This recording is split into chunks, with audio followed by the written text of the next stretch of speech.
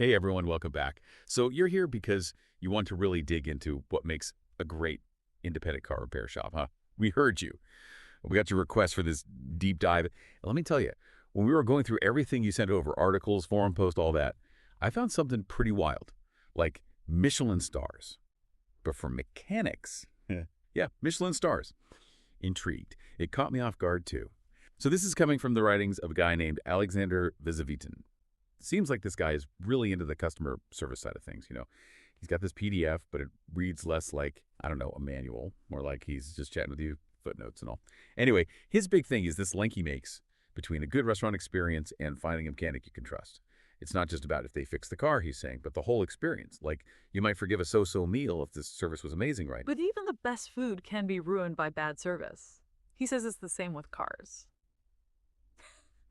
So what do you think about that comparison? It definitely grabs your attention, doesn't it? I mean, Yeah. we're not saying mechanics are going to start serving five-star meals, but this Vizavitin, he's onto something with this whole experience angle. He's got it broken down real neat, too.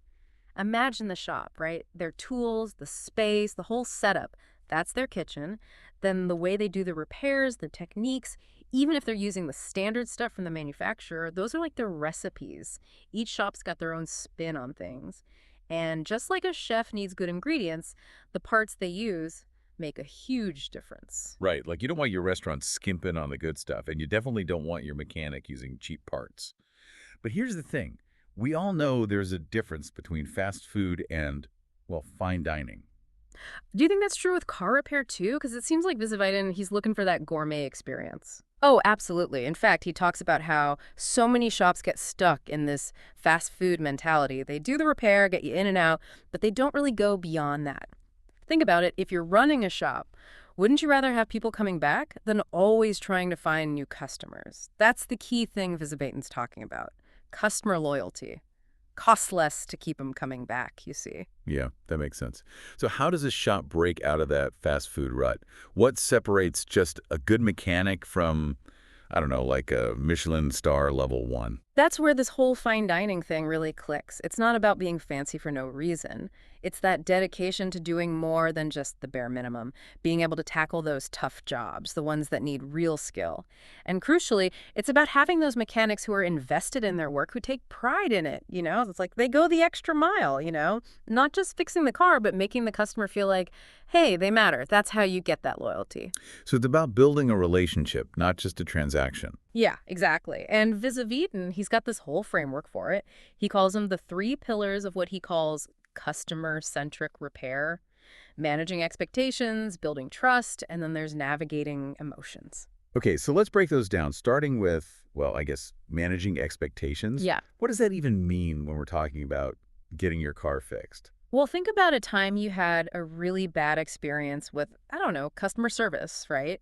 Chances are it had something to do with what you were expecting versus what actually happened. Vizavitin, he's saying shops got to be upfront, like really lay out what the customer should expect every step of the way. Right, because nobody likes those surprise bills or when they tell you it'll be ready one day and it's for like a week later. We've all been there.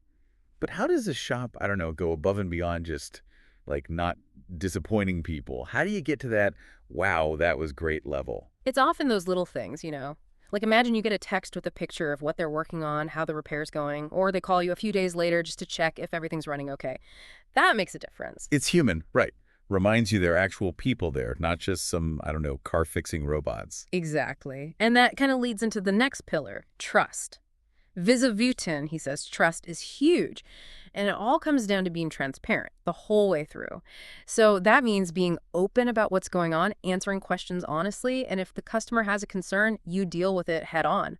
They got to feel like they're part of the process. Because when your car's on the fritz, it's kind of scary. You're at the mercy of someone else's know-how, Right. and maybe you're stressed about the cost or not having your car, all that. Trust is huge, like you said. For sure. Like, if a shop says you need something fixed, they got to be able to explain why, what happens if you don't do it. Maybe there are other options. Yeah. That gives the customer some control, some peace of mind. And that takes us to that third pillar, which I think is really interesting.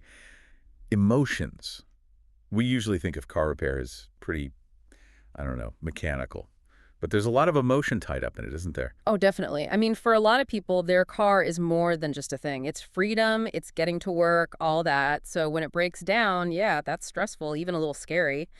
Vizavitin's saying mechanics got to remember, they're not just fixing machines, they're dealing with people who are having a whole reaction to this. It really makes you think about how much a little empathy can matter. I mean, if the mechanic takes the time to listen to you, really explain what's going on, maybe even just gets how frustrating it is for you, that changes the whole experience. Absolutely. It's about treating people like people, not just like another job to get done, right?